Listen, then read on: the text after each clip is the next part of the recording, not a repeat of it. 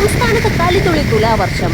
അറബിക്കടലിലും ബംഗാൾ ഉൾക്കടലിലും രൂപപ്പെട്ട ന്യൂനമർദ്ദങ്ങൾ തീവ്ര ന്യൂനമർദ്ദമായി ശക്തി പ്രാപിക്കുന്നതായി കേന്ദ്ര കാലാവസ്ഥാ നിരീക്ഷണ വിഭാഗം മുന്നറിയിപ്പ് നൽകി. തെക്ക് പടിഞ്ഞാറൻ ബംഗാൾ ഉൾക്കടലിൽ രൂപപ്പെട്ട ന്യൂനമർദ്ദം പടിഞ്ഞാറ് വടക്ക് പടിഞ്ഞാറ് ദിശയിലേക്ക് നീങ്ങി വടക്കൻ തമിഴ്നാട് തെക്കൻ ആന്ധ്ര തീരത്തിന് മുകളിലായി തീവ്ര ന്യൂനമർദ്ദമായി ശക്തി പ്രാപിക്കാൻ സാധ്യതയെന്ന് കാലാവസ്ഥാ നിരീക്ഷണ വിഭാഗം മുന്നറിയിപ്പ് നൽകി. അറബിക്കടലിലെ ന്യൂനമർദ്ദം മണിക്കൂറുകൾക്കുള്ളിൽ തീവ്ര ന്യൂനമർദ്ദമാകും. സംസ്ഥാനത്തടുത്ത 3 മണിക്കൂറിൽ തിരുവനന്തപുരം, കൊല്ലം, പത്തനംതിട്ട, കോട്ടയം, മലപ്പുറം, കോഴിക്കോട്, വയനാട്, കണ്ണൂർ, കാസർഗോഡ് ജില്ലകളിൽ ഇടിമിന്നലോടുകൂടിയ അതിശക്തമായ മഴയ്ക്കും മണിക്കൂറിൽ 40 മുതൽ 45 കിലോമീറ്റർ വരെ വേഗതയിൽ വീശിയടിച്ചേക്കാവുന്ന ശക്തമായ കാറ്റിനും സാധ്യതയുണ്ടെന്ന് മുന്നറിയിപ്പിൽ വ്യക്തമാക്കുന്നു.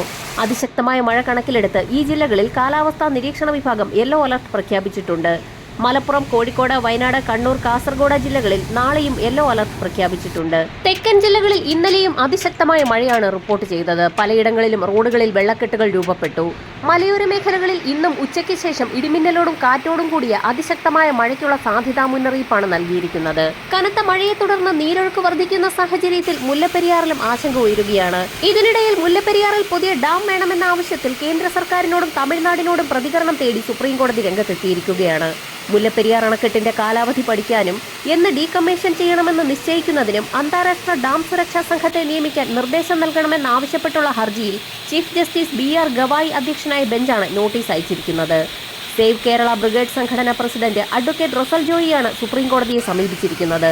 130 വർഷത്തെ പഴക്കമുള്ള ഡാമിന് എന്തെങ്കിലും സംഭവിച്ചാൽ 10 ദശലക്ഷം ആളുകളുടെ ജീവൻ അപകടത്തിലാകുമെന്നും ഹർജിക്കാർക്ക് വേണ്ടി മുതിർന്ന അഭിഭാഷകൻ V ഗിരി വാദിച്ചു. പുതിയ ഡാം പണിതെങ്കിൽ മാത്രമേ പരിഹാരമാകൂ എന്നും അദ്ദേഹം നിർദ്ദേശിച്ചു. കേന്ദ്രത്തിന്റെയും തമിഴ്നാടിന്റെയും മറുപടി ലഭിച്ച ശേഷം തുടർ നടപടിയുടെ കാര്യത്തിൽ കോടതി തീരുമാനമെടുക്കും. അറബിക്കടലിലും ബംഗാൾ ഉൾക്കടലിലും തുടരെ ന്യൂനമർദ്ദങ്ങൾ രൂപപ്പെടുന്ന സാഹചര്യത്തിൽ സംസ്ഥാനത്ത് വരും ദിവസങ്ങളിലും അതിശക്തമായ മഴയ്ക്ക് സാധ്യതയുണ്ടെന്ന് കാലാവസ്ഥാ നിരീക്ഷണ വിഭാഗം മുന്നറിയിപ്പ് നൽകി.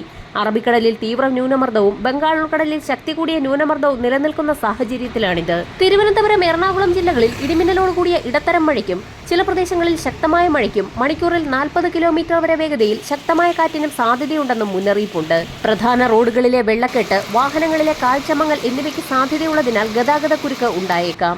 മലയോര തീരദേശ മേഖലകളിൽ അതീവ ജാഗ്രത പ്രഖ്യാപിച്ചു. കേരള, കർണാടക, ലക്ഷദ്വീപ് തീരങ്ങളിൽ ഒക്ടോബർ 26 വരെ മത്സ്യബന്ധനത്തിന് വിലക്ക് ഏർപ്പെടുത്തി. ഈ ദിവസങ്ങളിൽ കേരള, കർണാടക തീരങ്ങളിലും അതിനോട് ചേർന്ന സമുദ്രഭാഗങ്ങളിലും ലക്ഷദ്വീപ് തീരങ്ങളിലും മണിക്കൂറിൽ 35 മുതൽ 45 കിലോമീറ്റർ വരെയും ചില അവസരങ്ങളിൽ 55 കിലോമീറ്റർ വരെയും വേഗതയിൽ ശക്തമായ കാറ്റിനും മോശം കാലാവസ്ഥയ്ക്കും സാധ്യതയുണ്ട്. വരും മണിക്കൂറുകളിലെ കാലാവസ്ഥാ മുന്നറിയിപ്പുകൾക്കായി ചാനൽ സബ്സ്ക്രൈബ് ചെയ്യാൻ മറക്കാതിരിക്കുക.